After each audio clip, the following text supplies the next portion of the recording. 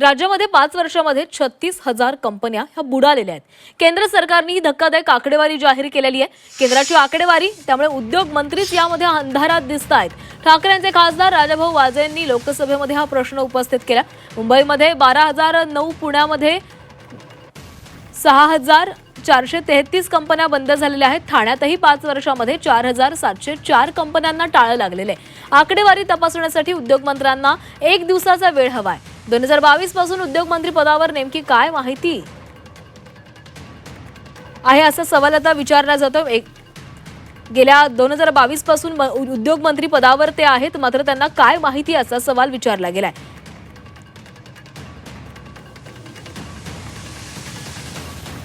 मुंबईमध्ये 12,000, पुण्यामध्ये 6,433, ठाण्यामध्ये 4,704 आणि नागपूरमध्ये 1,478 आणि नाशिकमध्ये 840 कंपन्या बंद झाल्या आहेत।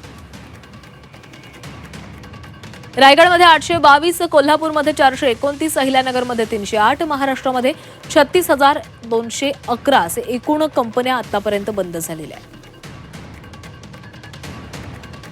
किती कामगारांच्या उपजीविकेवर याचा परिणाम झालेला आहे आणि धक्कादायक, मी ते धक्कादायक शब्द वापरतोय की कोणत्याही डिपार्टमेंटला ती माहिती नाही की किती कामगारांच्या उपजीविकेवर हा याचा परिणाम झाला।